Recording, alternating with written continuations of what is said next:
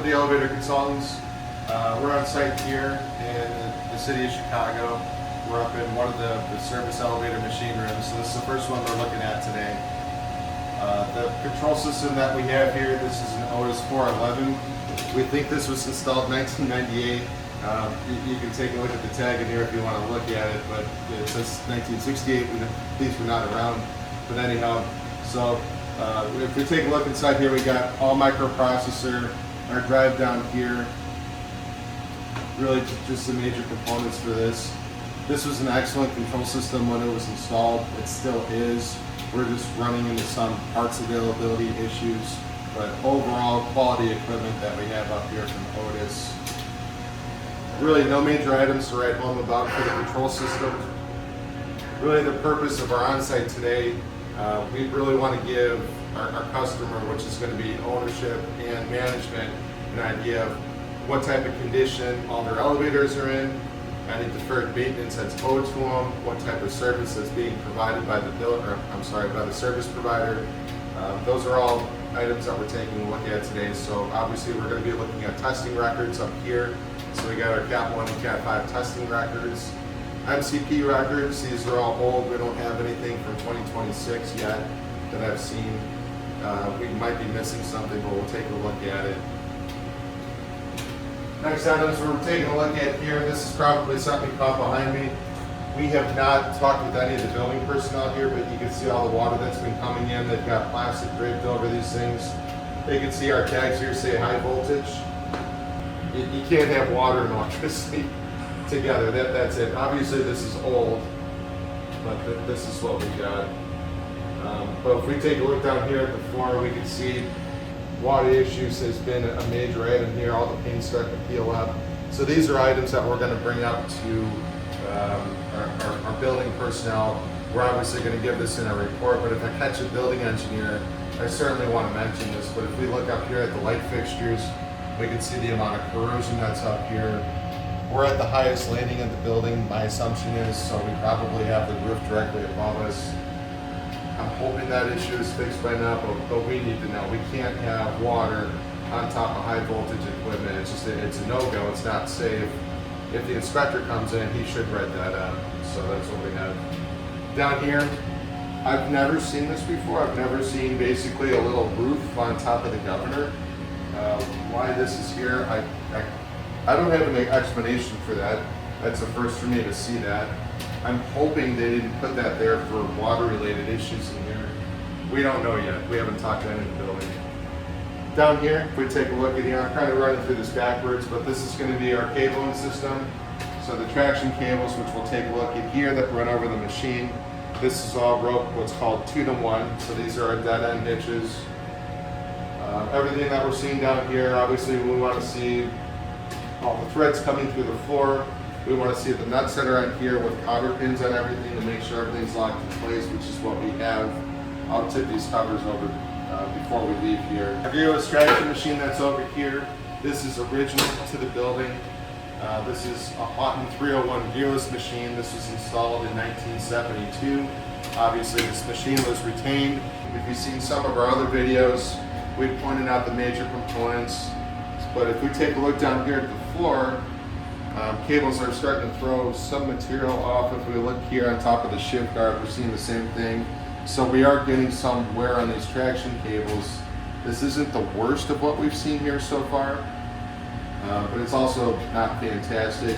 But if I shine a light in here, you can see where all this material is built up on the field pieces. So we would like to have this machine cleaned out. Like I said, this is not bad at all by any means.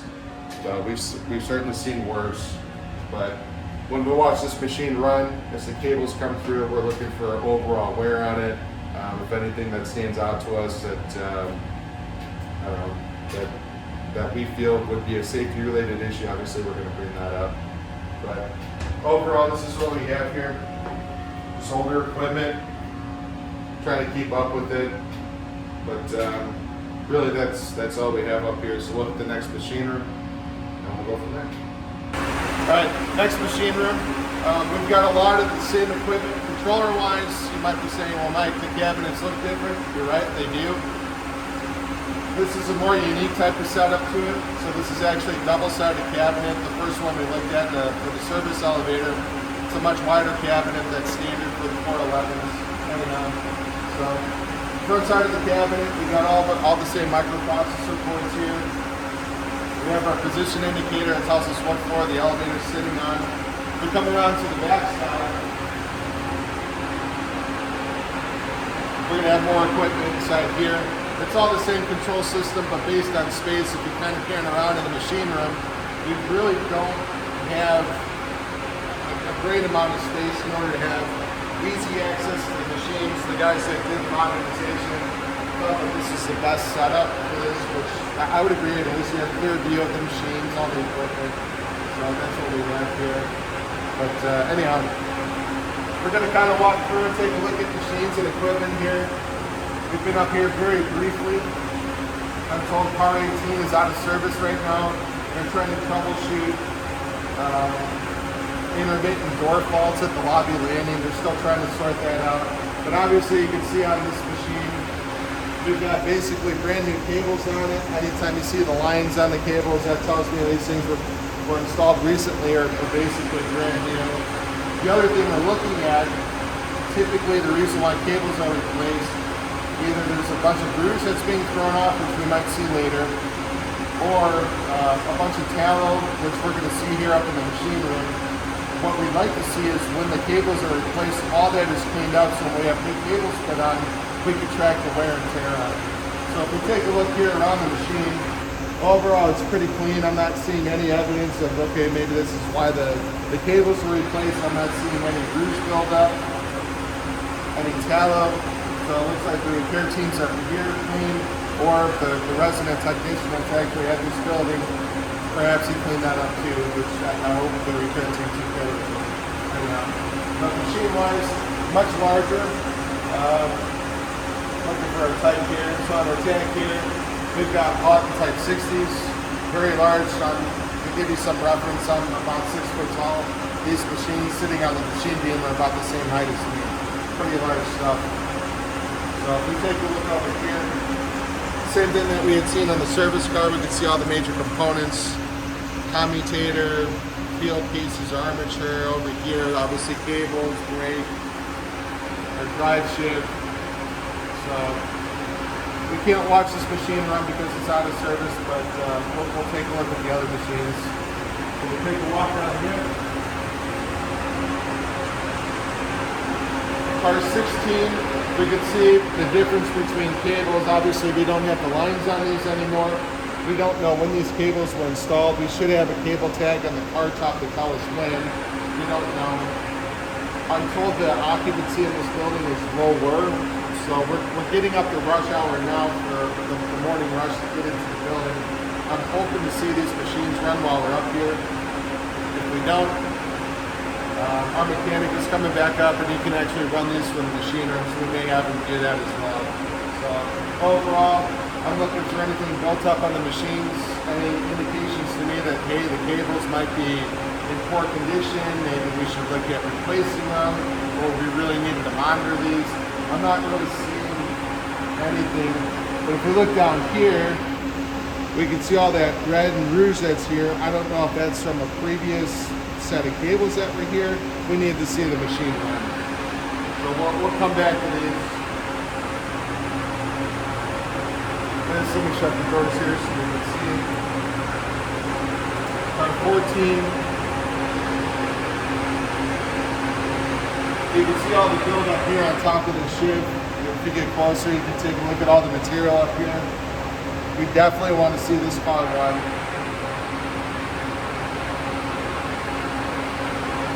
So 14 is going to be a hot item for us.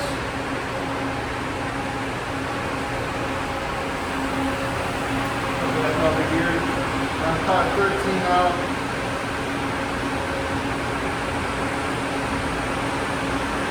Really not seeing anything that stands out to me, but I want to see all these things run. Get a good look inside the machine here, how large these field pieces are, and how large this armature is. Like I had mentioned before, this machine is almost 6 feet tall. These are pretty unique. You typically don't see machines this big. To give you some reference, when elevators are modernized, these are DC machines, obviously built in the 70s. We're seeing AC machines that are really half this size now for the application. Not saying that these would be replaced or need to be replaced, but if a machine were to fail and it needed to be replaced, an AC machine would go in its place and it's a much smaller footprint. We'll take a walk around here. We'll take a look and see if there's anything with the cables.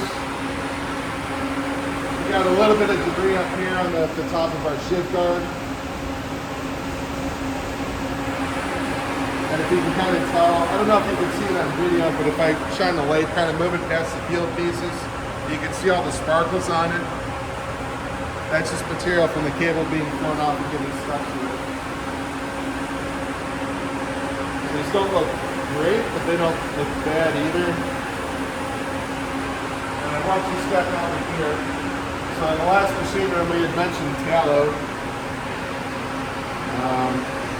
This is kind of the result of it. So if we start up here at the ground, as the machine runs, when the cables move through the hoistway, any lubrication on it is going to pick up dust and any kind of debris that's inside the hoistway that builds up, what we call a tallow on the exterior of the cables. And as that builds up, you can see it almost looks like a coating that's here on the cables. That coating will actually get thrown off, and we're seeing it on the machine room floor. Look at the size of the chunks down there. So we know we got massive issues on this. Typically, if we're putting a lot of lubrication on the cables, we're trying to keep up with cables that are probably already due for replacement. We've already got advanced deterioration on it. If we look down here, you can see the amount of rouge that's built up down here. So I imagine that's what we're trying to keep up with.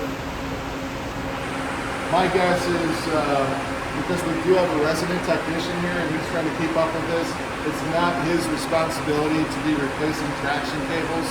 This is something where we need, at minimum, the repair crew to come on site. There's no way he can do this solo. So the other item that I forgot to mention while we were running through this, we can see it looks like water, grease, tar. We don't know what this is. We've talked with the mechanic here. He's relatively new to the building. This is obviously predating him, so we don't know. But this poses a question: where did it come from? Are we having sealing issues like we did off of the service elevator? And if you actually look up here, looks like some type of access panel that goes up to the roof. Maybe when the roofers were up there and they're putting tar down, some of it came through. We don't know. This looks old. We don't know yet. That's all I know. So something more on the unique side for high-rise elevators, based on space, how large these machines are, we typically have secondary pits on this, or secondary machine rooms, I should call it that. If we take a look down here, we have our access ladder. Down here, we're going to have a deflector shift, which is going to be a bunch of equipment here off the U-bolts. That you can see any kind of material that's being thrown off of. We got our stop switch down here, but just other unique stuff we wanted to show you. So we're in the walk-in pit for one of the high-rise elevators that we looked at up in the machine room. So downstairs here, we'll just point out some of the major components that we have here. So we've got original oil buffers. You can see we're on car number 18. Counterweight buffer, which is going to be behind it. And it's covered up by some of the compensation cables. Same thing as the car buffer, same principle, but both of them are here. The cables that run between both of those buffers, those are your compensation cables. It really offsets the weight of the traction cables based on the height inside the hoistway. Over on the right side, we have our governor cable with the tension shift. You can see the size of the weight that's hanging on below it. So we always want tension on that governor. And then in front of it, we've got a tape selector system, and that helps tell the elevator, this is where I'm at inside the hoistway. This is where I need to be at. So overall, major components inside here, inside the hoistway, a lot of cool stuff that's original. So this elevator we're looking at right now, this is out of service Everything is locked down, tagged on, so we're not worried about this thing running. We're going to walk across the way and take a look at the live car, and you can probably hear it running now. I'm actually going to take my bag off. We'll take a peek at it. But you can take a peek upside here. You can see the bottom of the car. The two cables that are on the right side that are kind of angled towards the corner of the hoistway, those are our traveling cables. A good way to think of that, that's your extension cord that really connects your elevator inside the hoistway, which is above us, to the control system that's the Otis 411 control system we saw outside in the machine room. So overall, same equipment, same everything, just we have a live car, and hopefully we get a couple good chances to watch this thing run. And maybe we get to see the Conway come down and watch the car move. But that's it. Want to catch it?